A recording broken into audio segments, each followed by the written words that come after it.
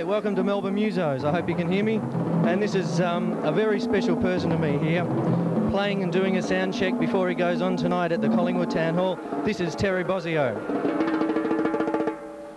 Oh, keep going, keep going.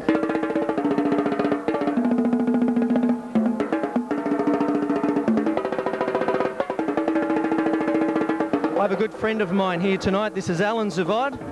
And Alan Zavod and Terry Bozzio are both Zappa veterans, and they'll be talking to each other back in the dressing room.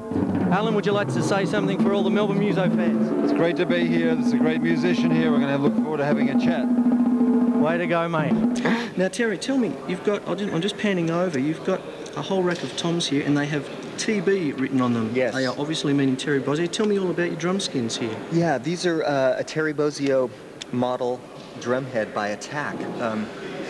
I was approached by Tom Shelley from Attack to design my own head, and so what this head does is it pairs the traditional Mylar sound that we've grown accustomed to since the 60s with a steel reinforced rim that helps, it's just a truer head. You can tune it better, it's got better stick response, the head is supported better so it lasts longer, and things like that. So I'm very happy with them, and we're coming out with a full line of them, coated and coated clear like a DW head, right. And clear.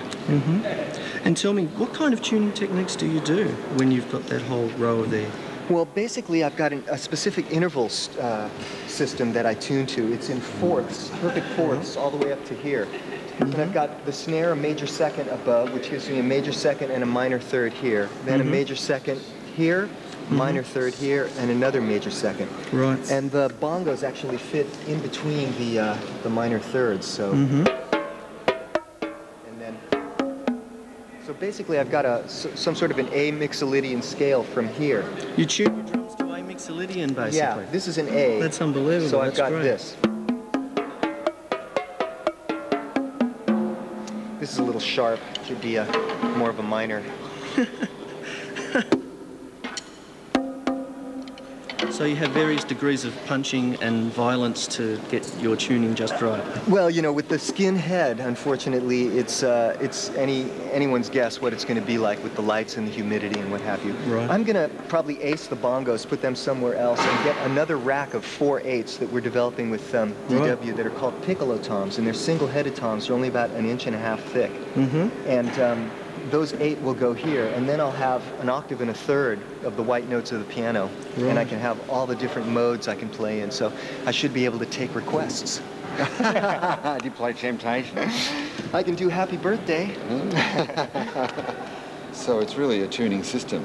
Yeah, basically. I mean, aside from getting every head even within itself, tapping around, make sure all the overtones are basically at the same pitch, then I've got my specific tuning system. It's basically perfect fourths all the way up, and then some minor thirds and major thirds for pentatonic action. Because when you play melodic drums, you know, if you have fourths and then you transpose something, you still got a quartal type melody, and once again, you know, everything becomes samey. And I have about 3 hours of ostinato-oriented music, so you run out of melodic variation pretty fast. So that's why I'm going to go to the 8s, and that's why I really enjoy having the pentatonic stuff out here, because, you know, I can deal with different intervals instead of just the fourths all the time. But you say some of these are tuned in thirds. Yes, so how do you change the basic notes, the bass notes? Can you change the key? I mean, it depends. I've got some things that... Give us a triad, for example. I see. Okay, so they become the bass notes for the triads. Right, and then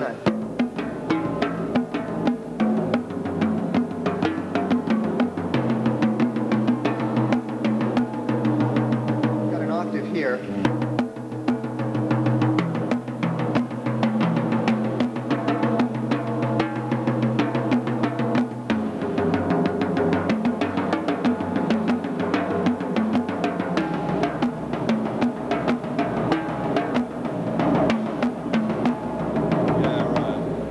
Da da da. So you get the really oriental things. Yeah. So.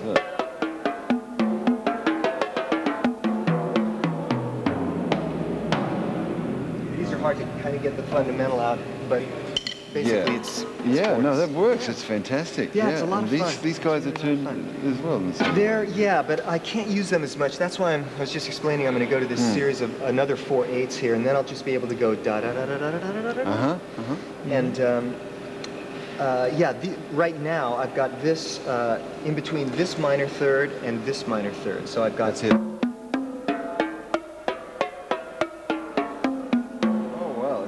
So I pure basically major got scale there. Yeah, major scale. This should be What minor. key is that in? No, It's A mixolydian if this is minor.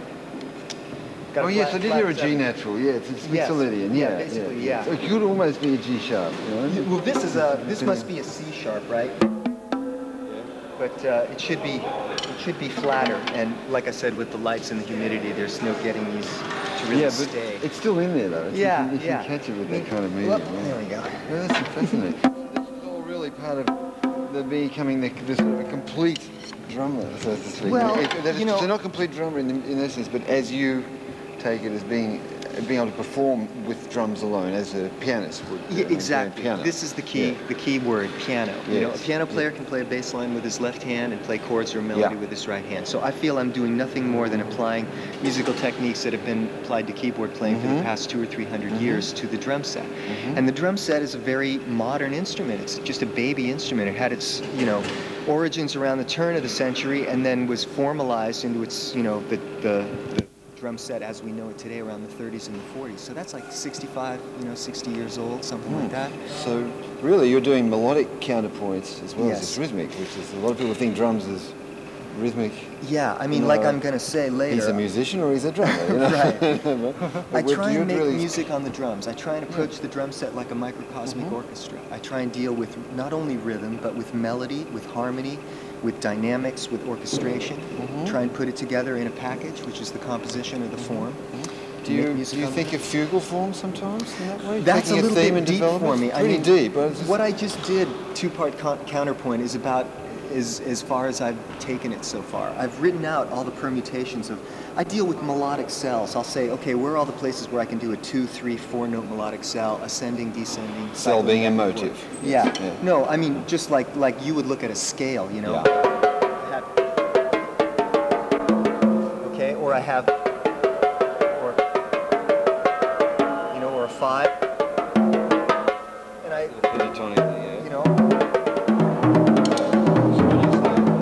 When you say cell, you mean the grouping? A 5-note cell, Yes. melodic cell, Okay. a grouping of notes. Yeah. If I can jump in there, would that be sort of more like do you work with any kind of serial composing techniques when you're doing things like that? No, not at this point. Serial I'm is not that, atonal. This is very tonal. But serialism could be applied in a tonal way to this concept. It's just beyond my capabilities at this point. It's just I think it's a concept where you just don't repeat the notes. You have it, but you need more chromatics to go for it. You can make a row. You can make a row out of say 7 notes. And then repeat always the shape of that notes. And because my intervals vary, the intervallic structure of it isn't going to be the same. But in terms of the doing something retrograde or inversion or forward or retrograde inversion, all those things could apply. And I mean those are things that I've mentioned in clinics and things like that. But it's just beyond my capabilities right now. I'll try and deal with the polyrhythmic and 2-part contrapuntal aspects of say doing an ascending 4-note grouping against let's say a cycling 5-note grouping. And the cycle will be, Where the 5 notes will be here? Will be descending, sorry, this will be cycling, so it'll go.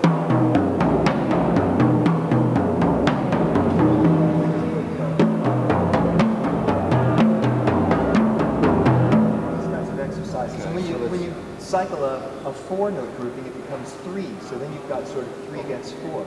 So I could go.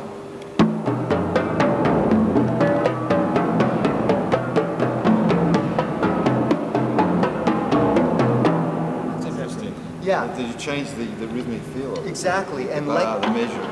Right. The division. And by as we comparing all it to know, a 5 rhythm against a 4. Yes, exactly. Develops in a 3 feel on this side. Well, depending on which one you Yeah. emphasize it, or where you're, if you delineate the time via an ostinato, say with your feet, then, this could be seen in different ways. And then, of course, the permutations become exponentially expanded when when you deal with the amount of notes per bit. Like I could do, like, right? And then keep single notes on this. Like, sorry. Let's see.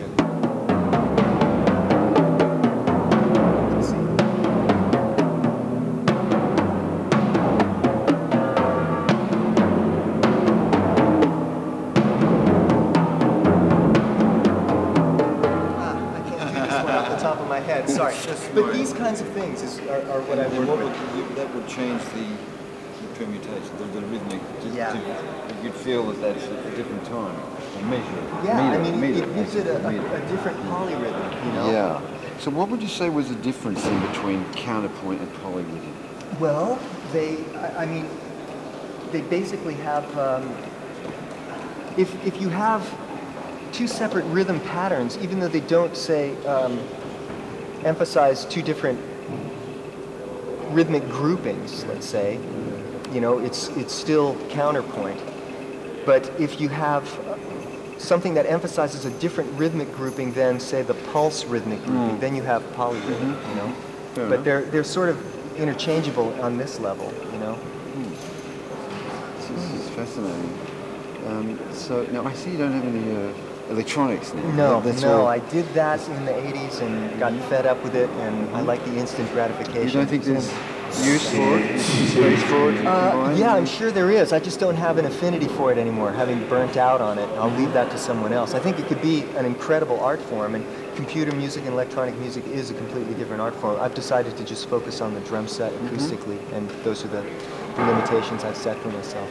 Yeah. At this point. Well, I had you to blame for the black page. I suffered with it in '84. This is my big chance to get him back. I had to learn that shit, and I had to memorize it, and I hated you. Loved you and hated you.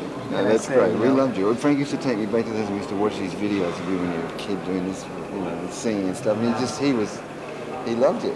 Yeah, he was a real master. I was very lucky to have gotten to play with him. Yeah, well, it was a great gig. I mean, it's just every style imaginable in it. Yeah. And the total freedom. I think after I got away from Frank, I never feared anything again. My first gig was a movie. I had the symphony orchestra and big bands, and I'd never done a movie. I didn't care. I was ready for anything after Frank, man. That's right. Yeah. It's great. It's true. It's the University of Zappa, Terry, tell me. Well, actually, before we start, could we go backstage? Yes, and of course. continue on? Let's go. Because I've Yeah, got to take some sure. herbs and some. Yeah, no worries. Yeah, that was Thank you for that. Sure.